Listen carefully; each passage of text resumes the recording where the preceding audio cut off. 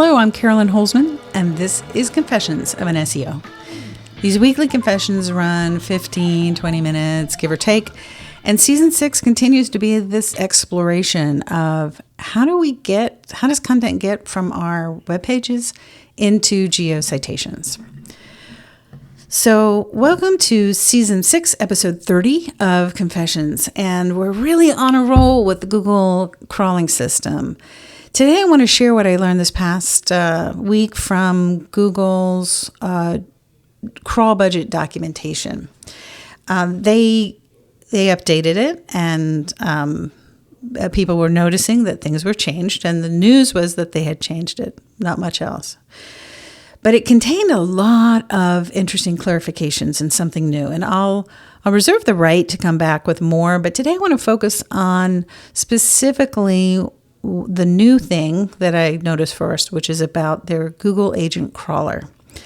So likely this is going to be a few minutes of things that you're not hearing elsewhere. So if you have any questions, you can always find this episode on the Confessions of an SEO YouTube channel and post any questions or any clarifications you may need in the comments.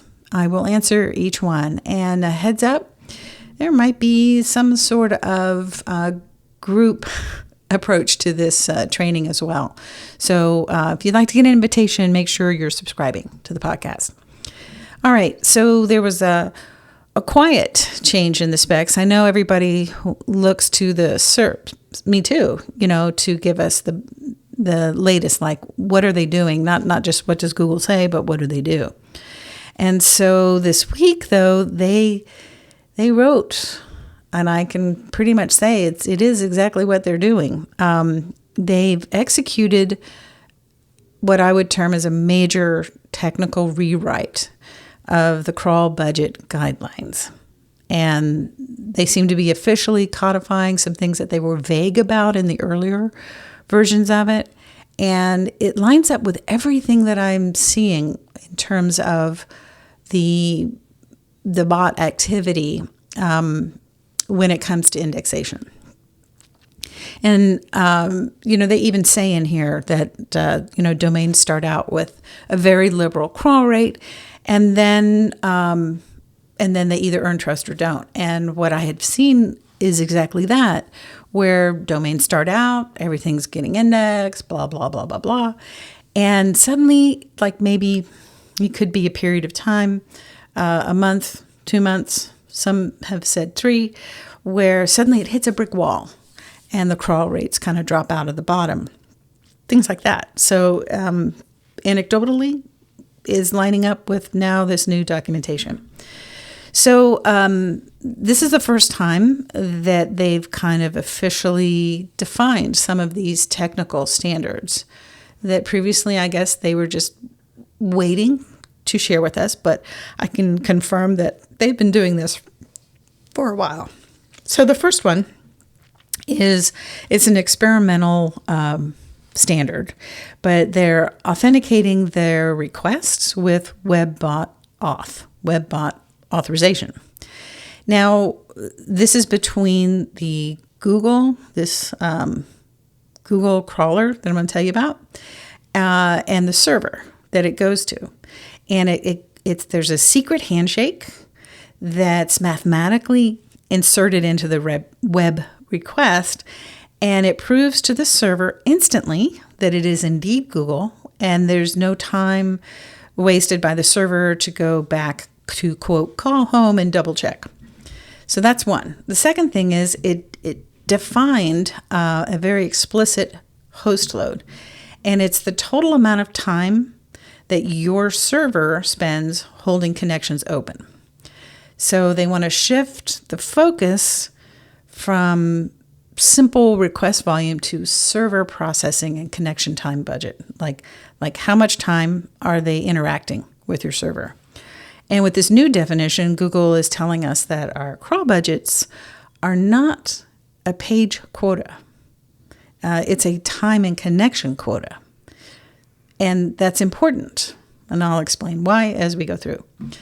Then again, I talked about the conservative baseline, that every site starts out with the same default conservative crawl capacity limit, and then must earn trust over the time. So again, I've seen that. I've seen that with domains where they're monitoring the feeds, and I have seen domains where they do that site verification crawl every month because they don't trust it. So again, yep, they're speaking truth. Now, then they talked about crawl health metrics, and they did it in some detail. And they explicitly talked about the time to first byte, TTFB, and how slow your server is, the latency of your server, and specifically a server status 429, which is sometimes what happens is there are lots of bots crawling, and some of them crawl very close in time to each other, and some hostings start to limit those crawls, and that's going to hurt you if your host is doing that, and Google is telling you right now. So basically, if your server hesitates to speak and is slow, or as it starts to pull, your server screams, "Wait, I'm overloaded." That's that 429 error. Google is going to immediately hit the brakes and slash the crawl budget, period. So make sure you check out the crawl scheduler episode earlier. It was season 6, episode 27, because that's something that it explains the mechanism for how they throttle that crawl.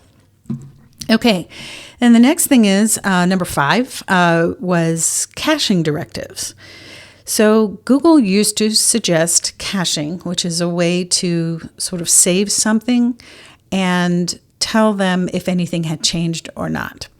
So they used to be like, you can do it, you don't do it. But now they are demanding that your server be set that if you have not made any changes, let's say Googlebot came beginning of the month and you didn't make any changes on that page that month, they're saying when we come back later in the month, we want to see a 304, which basically says nothing's changed. You can go crawl somewhere else. That helps Google save money because they're not spending resources to recrawl something they've already got a cache or a version of. All right, and then the 6th one, which is kind of important, they warn that basically all of their bots share that same crawl capacity. Now, those crawlers come to your site. Remember, Google will come just because it's their thing to index pages, but also those user requests, the ones that relate to item number 1, where users are making requests, and this is the Googlebot that goes when a user queries in Gemini. They're basically saying that if you have a lot of Gemini users flooding your site with real-time AI searches, that's going to eat up all your quota. And that if that happens, Googlebot will not continue to index your pages because your quota's out. All right? So that to me also is huge, and I'm going to come back probably in a future podcast and we'll talk about that. So let's go back to item number 1, that new thing. Because I was like, what's WebBot off? And this is like a major disclosure because this is experimental, but it is, an industry standard. Because what would happen is they would hit the server. The server would basically say, "Who are you?" And it would say, "Oh, I'm Googlebot." And it says, "Really? Let me see your papers." And then it would shoot a reverse DNS lookup. And it might even look at the IP, but that reverse DNS lookup is just as even more so definitive in a way. So anyway, they've gone now to a way where instead of that process, which takes time, it doesn't sound like much, but when you do it at scale worldwide, it kind of is. And so instead, it has this secret signature, and It uses a public key that's published by the bot owner, in this case, Google. So that way the server can eliminate verifying off of the server. It can verify while that bot is on the server, so it saves resources, it saves time. Now, I'm always curious how these things relate to Gemini. Why did Google build this secondary infrastructure, this web bot auth? So traditionally, Googlebot, think of that as like a historian, right? It's required to strictly adhere to directives, such as the robots.txt file. If a robots.txt file says, no, you cannot index this, well, the bot doesn't crawl it. But if that was the same bot used by a user, the user asked a question, right? So it has to go to that page. And so this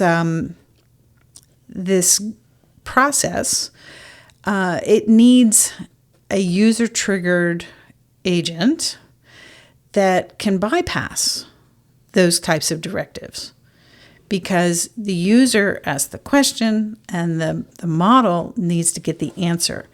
So they've done two things. They've created that GoogleAgent, but they've also got this cool signature thing happening. So all of this allows for real-time conversational AI. Because if you don't have this sort of speed in the system, it's going to feel really slow and broken to a user. And Google has designed this web bot auth to be able to have that sort of quick, here's my badge, and get into the content and be able to immediately and instantly answer the question. Okay, so how does all this work? Like, can we see this Google agent that they're talking about in here, the one that has the secret handshake? So here's the confession, right? Those who are familiar with my work, I have meticulously parsed raw server logs by the Google's official list of verified Googlebot IPs. So it's kind of like that was the way I looked. And it allowed me to isolate and see what was going on. But even doing that, there's always been a lingering suspicion, well, is it possible that Google could ever come in a stealth mode? And it got me to thinking. And I realized that after this updated documentation last week, that my own verification scripts are blinding me to the new truth, right? They were helpful as long as they were, but I'm going to have to get these configured. Because if I filter just by the IP, I'm missing some of these Google agents. I would have to be, because they don't come in through the Googlebot IP ranges. So I decided that I would kind of throw away all my standard filters, and I pulled, from March 1st through July 27th. That's the most recent log data that I have. And I did it for VisX, for our domain, and searching specifically for these user-triggered IP ranges. The juice was definitely worth the squeeze. I found one April 18th, and it was GoogleAgent, and it was routing through one of their user-triggered IPs. But then, of course, you're like, wait a minute, couldn't that be somebody and their tool scraping? Now, they weren't scraping like only one URL, but I'm just saying, eliminate all possibilities. How can I say with 100% certainty? So I didn't just rely on the IP. I went and did the reverse verification, the DNS lookup. And it did indeed come from an official Google request. So what here's this is not a confession. This is sort of background. When I first started testing indexation in 2021, I was testing for the first and second pass. The first crawl, the first Googlebot crawl was always pulling the HTML of the page. And then the second is when another version of mobile Google would come and do rendering crawls. Now, back then, when I started, they happened one right after the other. There was no real separation in time between those passes. But things have changed. And the gap between those passes started to, as I look back at the data, it widened into days and then weeks, almost maybe even a month, depending on the crawl budget. So that time gap is exactly why my indexation research had to evolve from just standard technical SEO. It had to expand into the physics of model extraction, of Gemini extraction. But it's all of them because they're all built on the same physics. Now, these two paths, right? So they took what used to happen almost, well, initially when I started testing in 2015, indexation happened within seconds. So you really couldn't see all of these things happening. But by looking at those server logs, I'm thinking, well, by separating them out in time, they're also creating them as separate paths. So they were always separate paths, but now they're separated, seriously separated. So how do you optimize? And the thing is, you can't optimize only one path. You can't only optimize the HTML, and you can't only optimize the JavaScript. So if you optimize solely for the raw HTML, but you've got a client-side JavaScript deferment going on, that's going to be a mismatch in that second wave. So it works for the first, it doesn't work for the second. Then if your primary message, your headers, and all of the relationships are loaded via a client-side JavaScript second wave, what happens in that first wave is the GoogleAgent, as well as the Google Other and Googlebot, they will read a blank container during that real-time crawl. So the only way to win is to optimize for both. Because, and again, I'm going back to the documentation, they say that both waves share the exact same host load capacity as they've described. So if you've got a JavaScript heavy, high computational resource needy site, you're going to burn through your crawl budget during Googlebot's first wave. You get this? So it's like they're narrowing this footprint that it is essential if you're going to do optimization. You don't just have to do, quote, SEO optimization. You've got to do AI optimization, but for different things, for size and speed. Now, when they say all of their crawlers, share all of this, what that means operationally is if you've got a lot of real-time Gemini users that are having the Google agent crawl or fetch your page, that goes against your Googlebot crawler load. So you see what happens is that if you have too many of these Gemini users, your site, if it's very expensive to render, means that those users are going to be throttled by the server's host load limit. Get that? All right. Only way to survive the split up of this first and second pass is to achieve a perfect one-to-one structural symmetry between the raw HTML and the finished visual page. What you tell the machine and what you tell the human have to match. Now, Visix Pro, the sponsor of this podcast, wrote the standard for this architecture. Here we are. We've just cracked open a secret AI highway. So now that I've verified that GoogleAgent is actively hitting logs and in the modified stealth, the next step, of course, is to study more of these user-triggered live fetches and see where this leads us. I'll be returning to this investigation with more raw data as the logs continue to tell me more. Well, I'm Carolyn Holzman, and that's it for me this week. Visix Pro's software organizes the server signature that LLMs are built to trust. So remember, keep your signals clean and your HTML honest. And I'll see you next week on Confessions. And remember, you can post your questions on the Confessions YouTube channel.